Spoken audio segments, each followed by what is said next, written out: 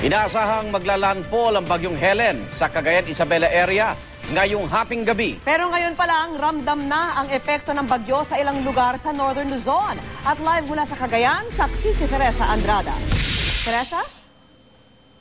Yes, Igan, Vicky. Bagamat maghapon nga hanggang bandang alas 6 ng gabi ay malakas ang buhos ng ulan, sa kasalukuyan ay manaka-naka muna ang pag-ulan dito sa Tuguegarao City sa Cagayan. Kabilang ang Cagayan sa mga isinailalim na pag-asa sa Storm Signal number 2, kaya naman ang lokal na pamahalaan ay naka-alerto na.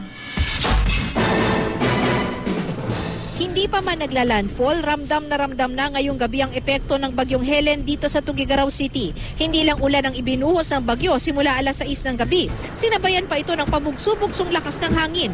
Kaya naman mahigpit ng binabantayan ng Disaster Risk Reduction Management Office ng Cagayan ang tatahakin ng bagyo. Partikular ang halos 200 barangay nito na nasa mga mabababang lugar at madaling bahain. Kanina, maghapong naghanda ang lokal na pamahalaan ng mga relief goods at nag-dispatch na ng mga rescue team, rubber boat at iba pang magagamit kung kakailanganin ng paglilikas. So, meron tayong standing order naman sa ating mga munisipyo, Municipal Disaster Risk Reduction Management Council, na kung sakaling merong pagbabago sa mga ilog natin, they have to conduct preemptive evacuation. Pero ang ilang nakausap ko kanina, hindi pa raw nagbabalak lumikas dahil sanay na raw sa baha.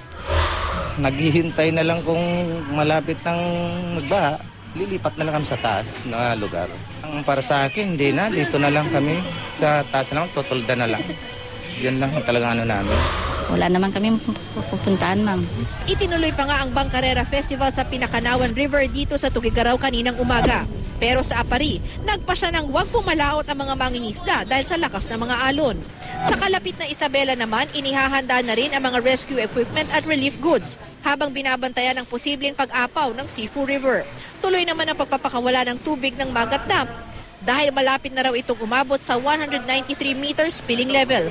Na huwag magkampante kasi hindi natin alam ang weather. No? So, dapat nakahanda sila.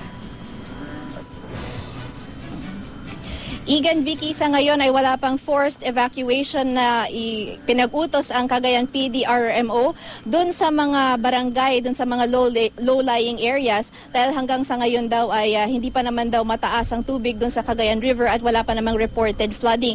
Gayon pa man ay pinayuhan na ng Cagayan PDRMO ang mga residente na maging alerto at mapagmatsyag, lalo na't inaasahang ngayong hating gabi ay magla-landfall na ang bagyong Helen. At live mula dito sa Tuguegarao City sa Cagayan, ako si Teresa Andrada, ang inyong saksi.